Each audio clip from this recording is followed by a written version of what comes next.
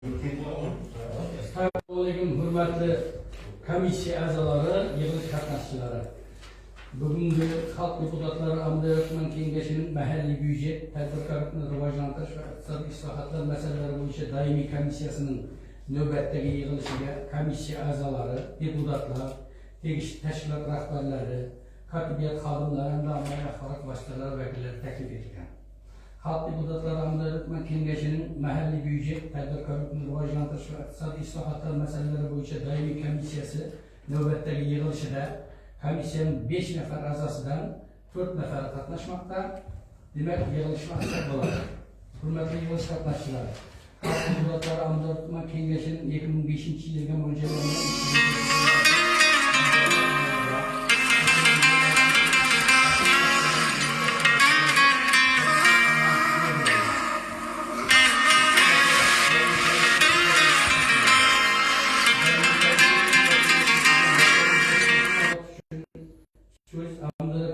Sağlık İnspeksiyasi boshlig'ining o'rinbosari Yusupov Islombek Halilovga beriladi.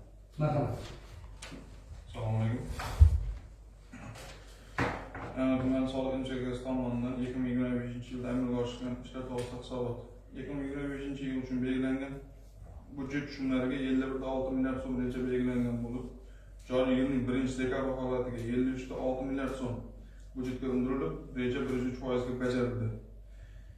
2025-yil uchun yanvar-noyabr oylari, ya'ni 11 oylik uchun 48 milliard reja belgilangan bo'lib, haqiqatda 1-dekabr holida 53.6 milliard so'mga, ya'ni 109% ga bajarildi. 4 milliard 600 million so'm ortiq bilan bajarildi. Shu qatorda yashin ish o'rinlarini legallashtirish bo'yicha Amaldor tumanidan 11 oy davomida 2551 ish o'rni legallashtirildi. O'zini o'z bank qilgan jismoniy shaxslar soni 31.027 nafarga yetdi. Tashkil qiladi. Joriy yilning 11 oyida 11 oy noyabr oyida 13.373 nafar fuqarolar o'z-o'zini bank qilgan. Soliq qo'mitasi tomonidan mahallalarda soliq organlari faoliyatini axborot tizimini amaliyotga joriy qilinib, mahallabo'yi ish tashkil qilish orqali budjetga tushumlarni ta'minlash maqsadida har bir mahalla kesimida 21 ta yo'nalishlar asosida ishlar amalga oshirilmoqda. Mahallabo'yi ishlar tizimi orqali joriy yil yanvar-iyun oylarida quyidagi natijalarga erishildi. 714 tadbirkor subyektlar tovar aylanmasi 12 milliard 500 million so'mga oshirildi. Buning evaziga 1 milliard 100 million so'm aylanmadan olingan soliq qo'shimcha soliq hisoblanadi.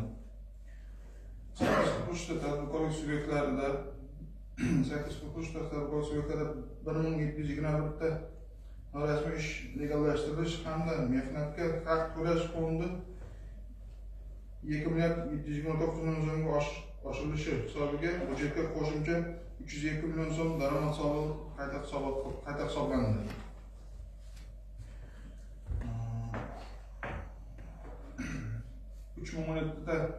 Qo'shimcha obyektlar aniqlanish hisobiga budjetga qo'shimcha jami 1 milliard 624 million so'm, shundan mol-mulk solig'iga 462 million so'm, yer solig'iga 1 milliard 162 million so'm qo'shimcha hisoblanadi. Shuningdek 512 nafar fuqarolar faoliyati qonunlashtirildi. Shundan 269 tasi vaqtincha moliyaviy qiyinchilikka duch kelgan tadbirkorlik subyektlari faoliyati tiklandi. Xato natijasida qonuniy faoliyat yuritayotgan 512 nafar tadbirkorlarning yangidan ro'yxatdan o'tkazildi. Mahalla yetkaziligi bilan birgalikda 13.223 nafar fuqarolar o'zini o'zi bank qilindi. 2026-yil uchun jismoniy shaxslarning yer soliqlari 1 kvadrat metr uchun belgilangan soliq stavkasi 301.6 so'mdan joylashgan joyiga qarab kamaytiruvchi va oshiruvchi koeffitsiyentlar, ya'ni qishloq joylarga 226.2 so'mdan, shahar joyiga 271.4 so'mdan etib belgilanishni taklif qilamiz. Tumanimizda qishloq xo'jaligi mo'ljallanmagan yerlar uchun yuridik shaxslar bo'yicha 1 gektar uchun eng kam miqdor 36.256 ming so'm belgilangan soliq stavkadan qishloq joylarga 28.279.700 so'mdan shahar joyiga 32.630.400 so'mdan etib belgilanishi taklif qilamiz.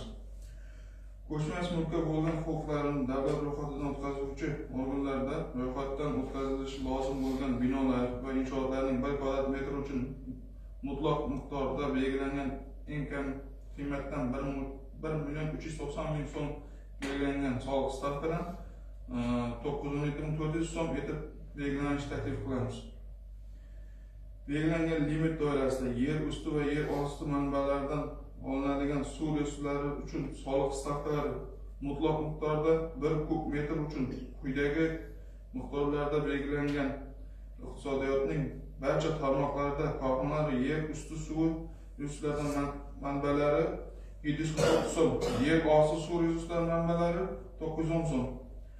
Avtotransport vositalarini yuvish uchun ishlatilayotgan suv hajmi yer usti suv resurslari manbalari yer osti suv resurslari manbalari 16.050 so'm. Alkogolsiz ichimliklarni hamda pivo, vinodan tashqari alkogol mahsulotlarini ishlab chiqarish uchun foydalaniladigan suv hajmi uchun 40.660 so'm etib belgilanishi taklif qilamiz. E'tiboringiz uchun rahmat. Bo'ldimi? Hurmatli komissiya a'zolari, yig'ilish qatnashchilari, mana hozir Amundara tuman soliq inspeksiyasi boshlig'ining o'rinbosarining 2026 yil uchun soliq stavkalarini belgilash bo'yicha hisobotni tamomladingizlar. Savollarınız bormi? Kimda savollar bor? Shularni bo'lmasa muzokaraga o'tamiz. Muzokara uchun so'z deputat Jumonratova Sayar Bobojon. Assalomu alaykum. Mana bu hozir bizlar tuman soliq inspeksiyasi boshlig'i o'rinbosari Yusupov Islombekdan mana shu yil yakuni bo'yicha bajarilgan soliq qo'llanmalarining bajarilishini hamda 2026 yil uchun belgilangan soliq stavkalari bilan tanishdik. Mana shu o'rinda 103% to'liq bajarildi desa, 110%ga bajarilishi kerak bo'lgan, mana ortig'i bilan bajarilganida hammamiz guvoh bo'ldik. Endi hurmatli komissiya a'zolari, mana shu 16-sessiyaga qo'yish uchun bu meni ma'lumotlarni ma'qullab berishni so'rayman. Rahmat. Qo'shimcha aytsak, Marhamat. soliq stavkasi 2026 yilni tasdiqlash bo'yicha hozir normativ huquqiy hujjat bo'lgani sababli hozir hokimiyat kiritib turibdi. Hozir fuqarolar tomonidan ham shu reguliy o'zish saytidan kirib turib, o'zlarining shu soliq stavkalari bo'yicha takliflarini bildirib qo'ysa, yetan qaror chiqarishdan oldin sessiyada ko'rib chiqib, ular inobatga olinadi. Masalan, suv solig'ini olib qayta olmasa, ayrim hududlarda suvning yetishmasligi joylarida soliq stavkalaridan xalq norozi bo'lishi mumkin. Shuning uchun oddiy xalqning o'zi ham shu reguliy o'zga kirib turib, shu yerda qo'yilgan soliq stavkalaridan to'g'ridan-to'g'ri xabardor bo'lib, o'zlarining takliflarini bildirsa, bular ham hisobga olinib, sessiya qaroriga obязательно kiritiladi. To'g'ri. Rahmat. Boshqa chiqib ko'ruvchilar bormi? Bo'lmasam, shu bugungi kun tartibiga masala yuzasidan doimiy komissiyaning qarorini qabul qilib olishimiz kerak.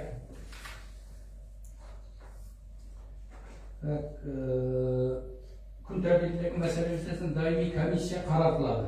Birinchi, Amundara tumani soliq inspeksiyasi boshlig'ining hisoboti ma'lumot uchun qabul qilinsin. Ikkinchi, ushbu masala xalq deputatlari Amundara tuman kengashining navbatdagi sessiyasi kun tartibiga kiritilsin. Ushbu qarorning ijrosini nazorat qilish doimiy komissiyasi zimmasiga yuklatilsin. Qo'shimcha takliflar bormi qaror bo'yicha? Bo'lmasa qaror loyihasi ma'qul degan deputatlarning ovoz berishini so'rayman. Qarshi, betaraf yo'q. Demak, qaror qabul qilindi. Hurmatli yig'ilish qatnashchilari, doimiy komissiya kun tartibiga kiritilgan masala atroflicha ko'rib chiqildi. Shu bilan tuman kengashi doimiy komissiyasining majlisini yopiq deb e'lon qilaman. Hammamizga katta rahmat. Endi sessiyaga